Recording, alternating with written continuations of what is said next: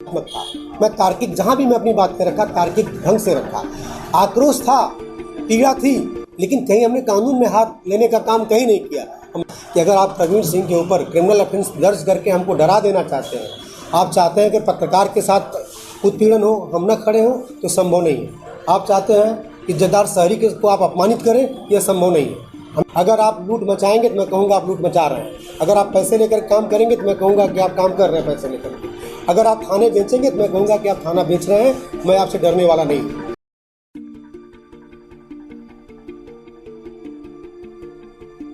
देखिए, आप सब लोग जानते हैं कि परसों एक व्यापारी गोयल जो कि मास्क नहीं लगाए हुए था और उसको जो है जिला प्रशासन एसडीएम और सीओ ने जाकर के बुरी तरीके से मारा पीटा। उसका वीडियो वायरल हुआ, व्यापारियों ने कोतवाली को घेरा।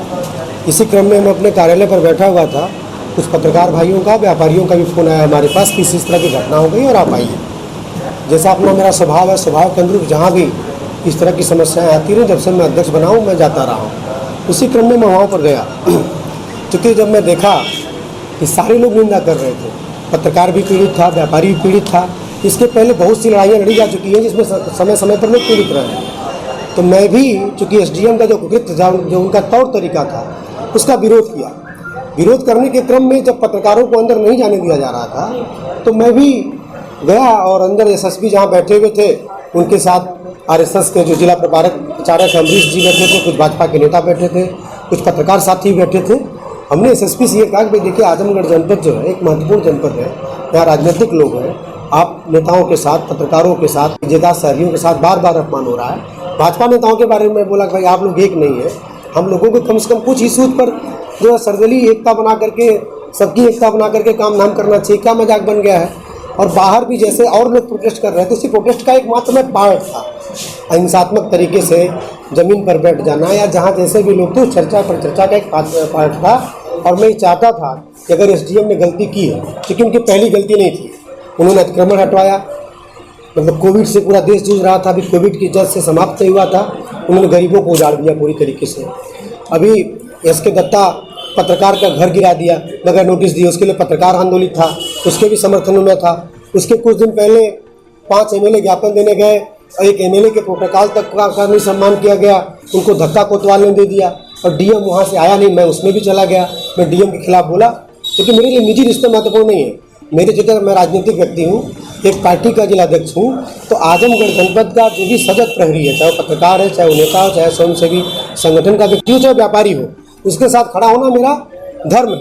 उसी वही काम मैं करता हूँ, मेरे दल ही सीमाओं से हट करके मैं काम करता हूँ। वही मैं परसों भी किया था। लेकिन जो मेरे पर मुकदमा लगाया गया, एक क्रिमिनल ऑफेंस, 16 धाराएं लगाई गई, 307 तक लगाया गया, यह कहते हुए, और उसमें डीएम की बाइट मैं सुन रहा हूँ कि डीएम ये कह रहे कुछ अराजक तत्व घुसाए थे, एसएसपी भी कह रहे कुछ अराजक तत्व घुसाए थे। उसमें 4 लोगों को नामजद किया जाता है और उसमें मुझको मुख्य नोटिस में लिया जाता है। तो मैं आप लोगों के माध्यम से मैं प्रशासन को आगाह करना चाहता हूँ कि 150 अज्ञात लोगों के खिलाफ आपने मुकदमे पंजीकृत किए। बदतमीजी, कानून को हाथ कलम में लेने का काम भारतीय जनता पार्टी के लोगों ने किया होगा और लोगों ने भी किया होगा।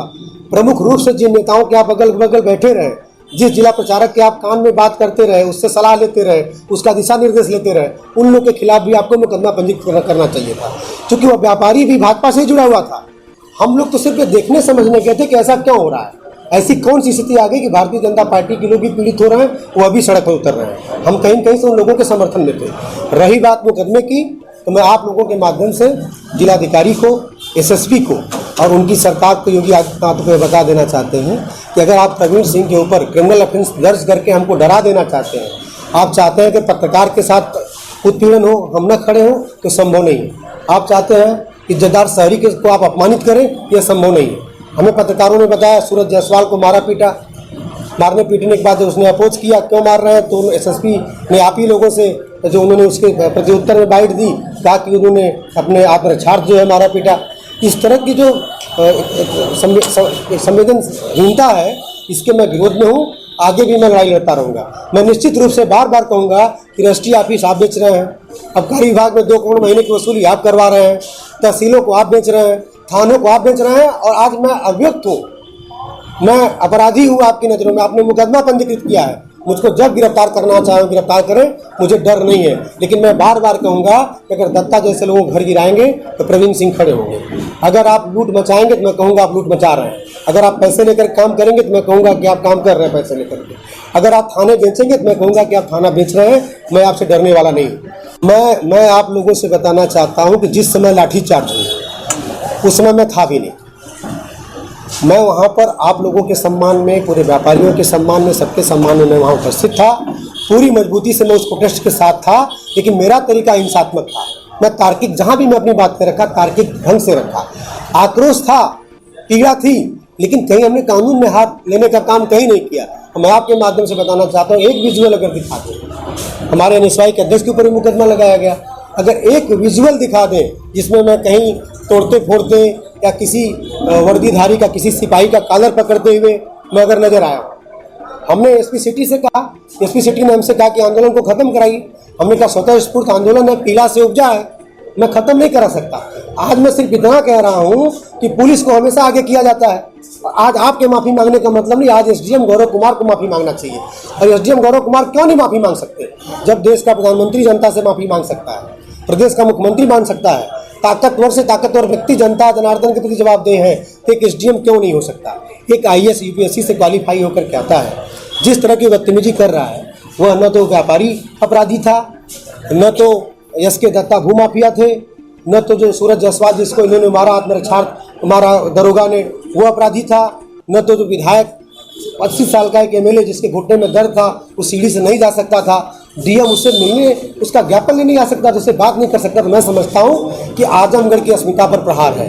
मैं एक सामान्य परिवेश से आता हूँ, राजनीतिक कार्यकर्ता हूँ, कांग्रेस पार्टी का जिलाध्यक्ष हूँ। अगर मैं अपनी जिम्मेदारी निभा ले गया कि हर पीड़ित के साथ अगर खड़ा हो लिया और निडर होकर खड़ा हो लिया, तो मैं समझता हूँ कि आजमगढ़ की अस्मिता का भी सम्मान होगा और मैं अपने धर्म का निर्वहन कर सकूंगा। और मैं आप लोगों से वादा करता हूं कि मैं इन प्रशासनिक लोगों का मुंहतोड़ जवाब देने में सक्षम हूं।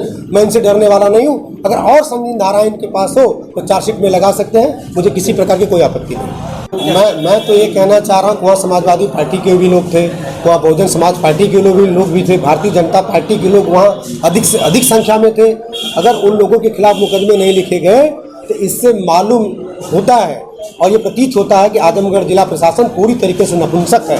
और अब तक तो मैं ये समझता था कि भारतीय जनता पार्टी के कार्यकर्ताओं का पहली बार इतना सम्मान हो गया कि उनके सारे जितने भी उन्होंने वहाँ पर उपद्रव जो किए होंगे या जो भी गलतियाँ की होंगी उनको माफ़ करते हुए अगर मेरे खिलाफ मुकदमा पंजीकृत हुआ तो निश्चित रूप से इस पूरे उत्पीड़न में जो भी घटनाएं आजमगढ़ विगत कुछ दिनों से घट रही हैं, योगी आदित्यनाथ का हाथ है।